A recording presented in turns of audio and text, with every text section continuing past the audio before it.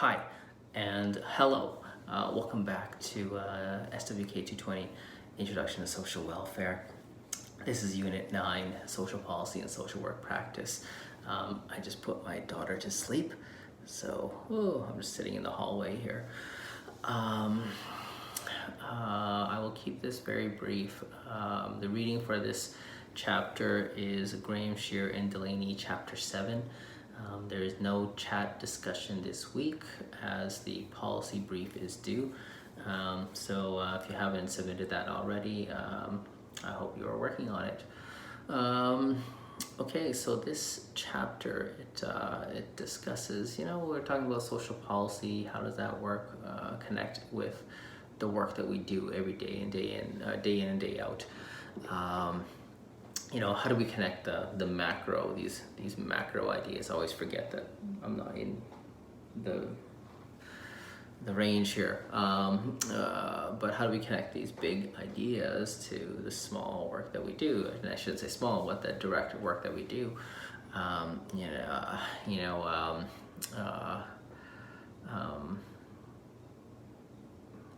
We sometimes forget how we're influenced by social policy. Although I find I'm very cognizant of it, but it can certainly be forgotten when there's someone in front of you that is in crisis. But what do you think of this disconnect, right? If we think about, you're at Booth, this is a clinical program, you're taking courses like individuals and groups, and you're focusing on that clinical therapeutic kind of role, and then you take a policy course, and it's kind of like, policy, like, how is this even relevant? What do you think that there's a disconnect between policy and the actual work that frontline workers do? So are these so-called people like that are, I don't know, in administrative roles, that haven't worked frontline in years, have they forgotten what it's like? Is there a disconnect if you create a policy and having that policy actually adopted? There's one thing where a policy is implemented and then having employees actually do it. That's another thing. That buy-in. Is there a disconnect? And has meso level or organizational level of work being forgotten? We talk about macro and micro a lot, but there's that organizational work at the meso level, and that, as the text keeps stating, it's the third way. It's increasingly important as social policy is developed in Canada, is that meso-level work, are those nonprofits and charities and how they influence social policy. So here, the third way, the civil society, the nonprofits, and the community, they may offer a new social policy agenda because it may open up the state to citizen participation.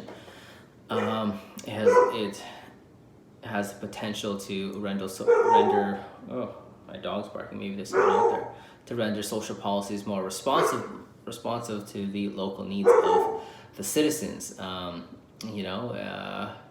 So there's kind of 4 points that can highlight the importance of direct service nonprofits in contemporary social welfare. The first, in many areas of direct social work practice, it is often nonprofit organizations where practitioners are exposed to the day-to-day needs of service users, such as in local neighborhood associations, child welfare organizations, hospitals, universities, etc. And as a result, nonprofits are in a position to undertake ongoing local community needs assessments based on the experiences of the people that are made vulnerable to the social system and provide meaningful solutions to improve social outcomes. Just a little bit of community development in West Broadway, and that was certainly true.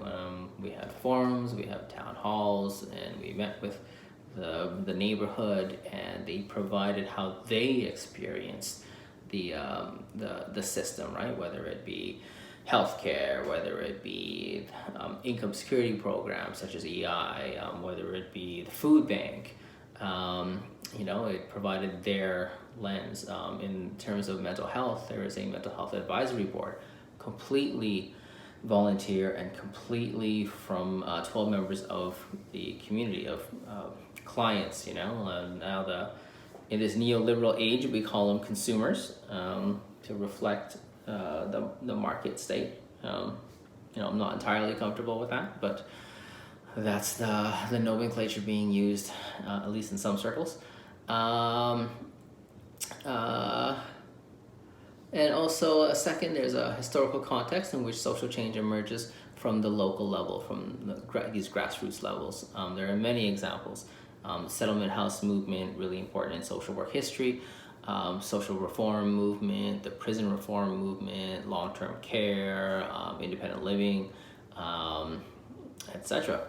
And the third, there have been structural changes within the social welfare system in most advanced industrial countries in recent decades, where neoliberal governments have moved away from traditional welfarism. So as a result, local community initiatives have become increasingly important for bringing to the forefront social justice related issues, and there's been a slow progression towards less government involvement in the direct provision of services, resulting in community-based organizations becoming potentially more responsible for providing direction for the development of quality services that are meeting service users. And so, there's this belief that the government will cut back services and the community will step in and fill that gap. Is the community doing that? I think they're forced to do that, yes. So it provides an avenue, a platform for meso-level work, organizational work to affect social policy. And also the nonprofit organization, as I've said, I think in the second unit, it's huge. There are approximately 170,000 nonprofit organizations in Canada, as of, I think that number is from, maybe 2014 or so. And the second largest per capita in the world. The nonprofit and voluntary sector in Canada provides employment to 11.1% of the actively employed population and represents 8.1% of the country's GDP. 8.1%, that's a lot. So these numbers highlight the significant social, economic, and political impact of the nonprofit and voluntary sector. Okay, and so another thing I want you to think about as you read this, how does social policy apply to your social work practice, is to ask yourself, are you an activist? My advisor when I was getting my master's, her name was Jeanette, and she kept asking me, "Are you an activist? Are you an activist?" Implying that I need to. Social workers need to, be active citizens and participate in citizenship, and vote, participate in marches, find a cause. And another thing, have you been involved in policy change? How would you imagine being involved in policy change if you haven't? So things to consider, right? Like, have you made a significant change in terms of policy for an organization that you worked for in the past, or you currently are working for? Okay, all right. Again, no chat discussion. I will see you next week for Unit 10. All right, bye.